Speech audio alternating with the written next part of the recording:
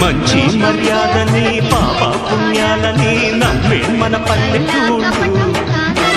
న్యాయం మా శ్వాసని ధర్మం మా బాటని చెబుతాయి స్వాగతాలు నీతి నిజాయితీ మాసిపోదు మత్సలేని మనసు మాది మంచి పెంచు మమత మాది ప్రతి ఇల్లో బొమ్మరిల్లు